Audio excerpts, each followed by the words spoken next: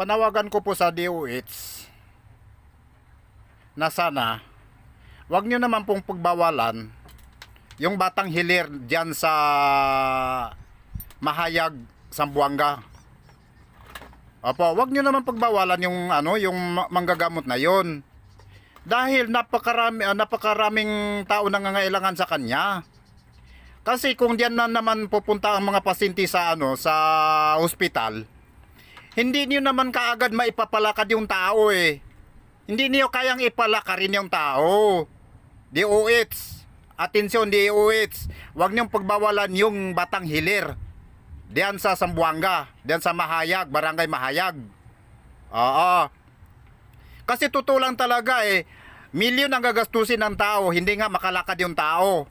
Samantala yung batang hilir na yan, ora mismo nakakalakad yung tao.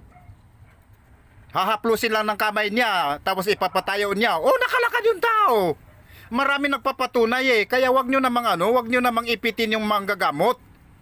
Kaya nga lumalapit ang mga tao diyan sa manggagamot na batang hilir dahil wala ring kakayanan sa buhay para magpagamot sa ospital. O, di ba? Tapos pagbabawalan niyo, wala namang ginagamit yung tao, yung batang hilir na mga instrumento. Katulad ng instrumento ng science. Wala eh. Yung tanging lang niya, alam na lang niya, yung kamay niya, itong palad, ito. Yan ang palad niya at panalangin dun. Yun, sa makapangyarihan sa lahat. Oo. Kaya kung sana, wag nyo namang pagbawalan yung batang hilir. Oo. Tumutulong lang yung tao eh. Hindi nga umihingi ng piso.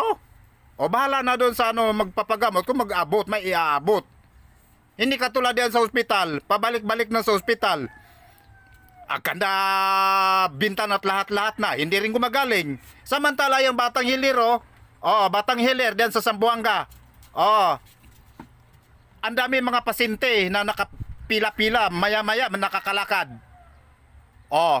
Kayo ba, kaya nyo bang palakarin yung tao? Na ura mismo, hindi ba hindi? Di ba? DOH. Iniipit yung batang hilir eh.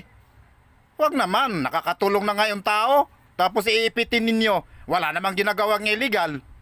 Di ba? Ang iipitin yung mga tambaluslos, ayan yung mga nagnanakaw ng bilyones, bilyon o trilyon. Yung mga politiko, mga pulpol. Na mga buhaya, yun ang ipitin nyo. Hindi, wag yung batang hilir na tumutulong sa kapwa-tao. Okay? Naintindihan?